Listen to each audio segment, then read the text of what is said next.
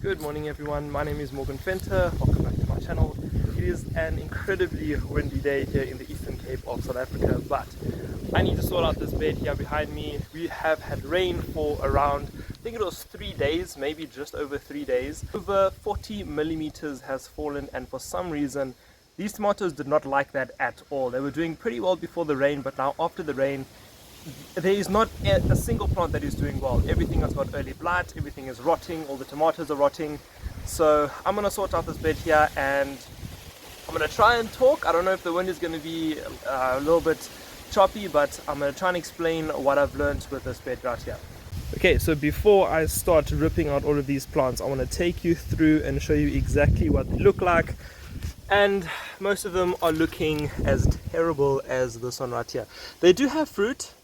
They do have some fruit, but they are all still green. This one, I don't know what's going on under here, but yeah, most of them are still green and all of the plants are going all crispy. And I don't know if this is because of early blight. Some of them do have early blight, but this doesn't look like the early blight I've experienced before. Most of the time early blight is, it first makes the leaves go all spotty, like from green to brown spotty and then yellow, and then they dry off.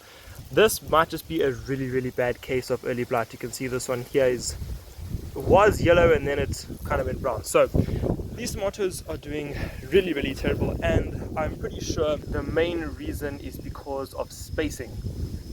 My biggest mistake ever with any kind of plant. The spacing for tomatoes especially is super important. I know of Charles Dowding that spaces his tomatoes 1 meter apart. That makes me feel really comfortable knowing that in the future planting them a meter apart, I'm thinking, wow, okay, that can definitely work, because these are extremely close together. They did well in the beginning, but they got really bad very quickly. So I would suggest spacing your tomatoes nothing closer than a meter apart.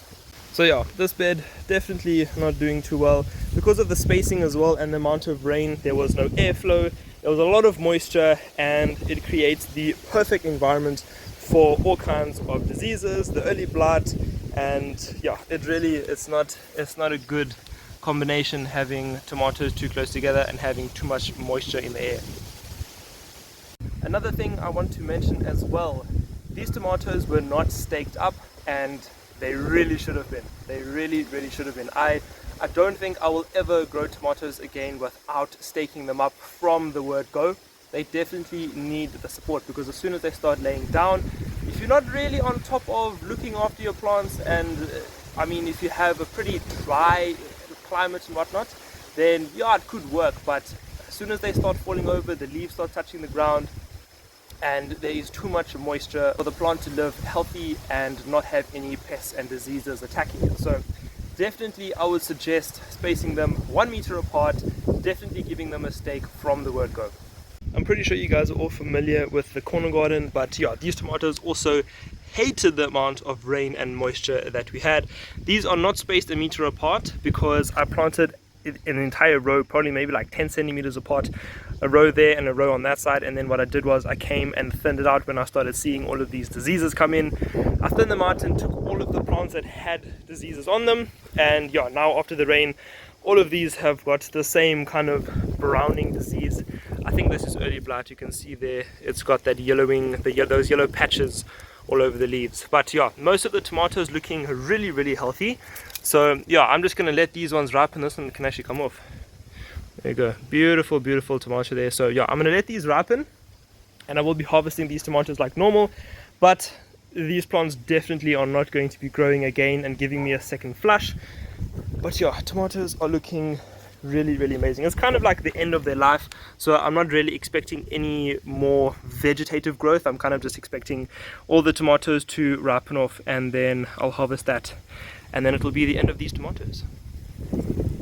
So the stakes that I used up there, and the stakes that I use for most of my growing, actually all of my growing, actually for my peppers as well, for holding up the shade loft over there, and for the stakes for the tomatoes, they're all from reeds. Now here in South Africa we have these reeds growing everywhere where there is a good water source. So near a river or a dam or something, these reeds grow, I don't know, maybe probably like 8-9 meters tall. So I just go and cut them to length, and then I have some beautiful steaks. Alright, so let's get a time lapse going and let's get these tomatoes out and into this bag here. Not going onto the compost pile because they have diseases. They're all going to go into this bag right here, and then I'm going to take them to the dump.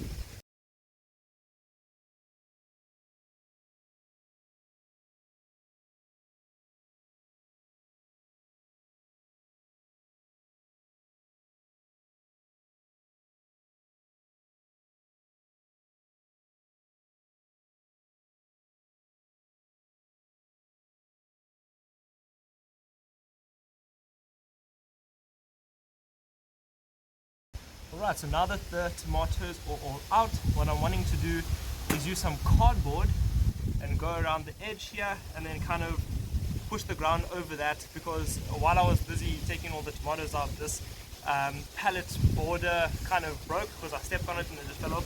That's what made me realize, okay, it's time to replace it because it rotted away and whatnot. So what I'm going to do is take the cardboard, kind of wedge it in here and then push the grass down, and then push some of the ground on top of that. So yeah, I would use plastic. A lot of people are kind of complaining about the fact that I'm using plastic and whatnot, but I'll mention it again. The reason I'm using plastic is because I'm looking for a job and I'm not sure how long I'm going to be here for, so I want to try and make the garden as easy to manage as possible. So this will eventually decompose and the weeds could come through there again. So because I might not be here, I don't want to have too much work for my parents or for the gardener that is going to come and like look after the garden and whatnot. My sister also enjoys being outside, so I'm trying to make it pretty easy for everyone to, if they want to come in and work outside, then it's easy for them to do so. So I'm going to take some cardboard now and make my little edge.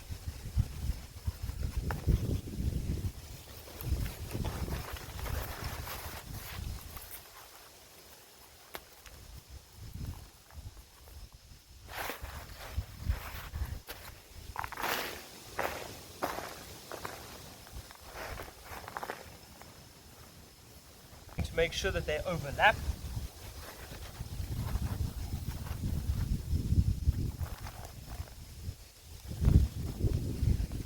Yo, that's Bermuda grass for you. Terrible, terrible stuff.